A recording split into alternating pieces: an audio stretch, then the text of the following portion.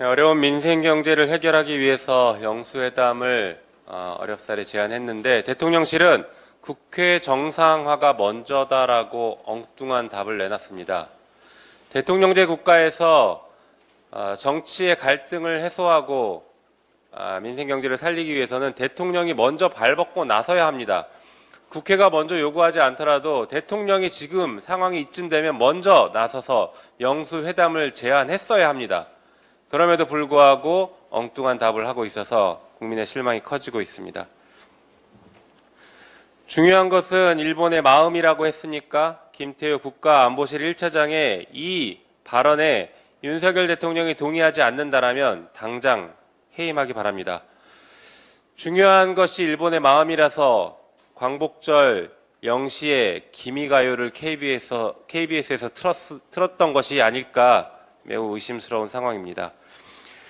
윤석열 대통령이 국무회의에서 자유민주주의를 위협하는 반국가 세력들이 곳곳에서 암약하고 있다라고 했는데 검찰 쿠데타로 정권을 잡을 윤석열 대통령과 정치 검찰들 그리고 친일 뉴라이트 세력들을 지칭하는 것이라면 매우 적절한 지적이라고 할 것입니다. 만약에 그러지 않고 대통령과 다른 생각을 가지고 있는 국민들을 이분법으로 나눠서 그들을 지적하는 것이라면 그것이야말로 독재의 망령을 되살리는 것이라고 지적하지 않을 수 없습니다. 독재의 망령을 되살렸던 사람들의 말로는 결국에 국민의 저항에 부딪혀서 무너지고 말았습니다.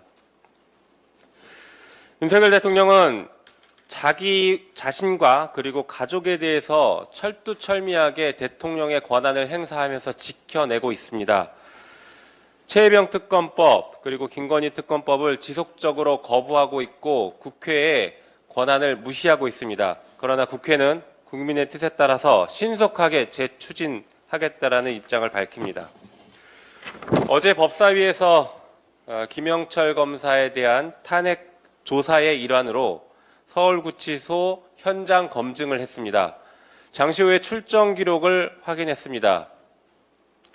현장 검증을 통해서 확인됐던 것들을 보면 의혹들이 해소되기는커녕 추가 의혹들이 더 제기되고 있는 형국입니다.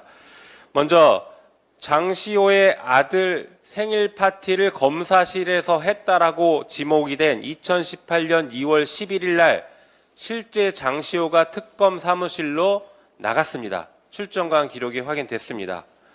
한편 장시호가 법정 구속됐던 2017년 12월 6일 이날 김영철 검사가 위로해줬다라고 했었는데 실제 장시호는 오후 4시경 구치소에 입감됐다라고 구치소가 입장을 밝히고 있습니다. 그러나 법정 구속이 되고 구치소로 입감되기 전까지의 1시간여 동안의 시간이 비어있고 그 시간에 충분히 검사실에서 서울중앙지검으로 불러서 위로하고 위증을 협의했을 개연성이 여전히 남아 있습니다. 이 의혹에 대해서 김영철 검사는 분명하게 답을 해야 될 것입니다.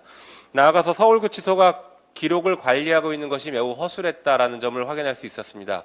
출정 시간이 기재되어 있긴 하지만 법원이나 검찰에서 부른 시간만 기재되어 있지 실제 몇 시에 나갔고 몇 시에 돌아왔는지는 전혀 기록이 남아있지 않아서 그 부분이 확인되고 있지 않습니다.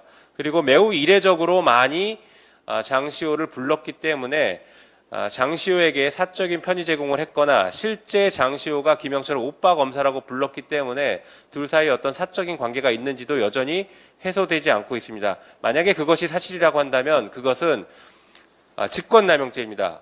의무 없는 일을 교도관에게 시킨 것입니다. 교도관을 출정을 시킬 의무가 없는데 사적인 이유로 불렀다라고 하면 그것이야말로 직권남용이고 실제로 검찰 수사관이 마약 수사관이 사적인 다른 이유로 출정을 시켰던 사안에서 직권남용죄로 처벌받은 예가 있습니다. 그래서 이 부분은 직권남용죄가 성립되는 것이 법원의 판례에 의해서도 확인이 된 것입니다.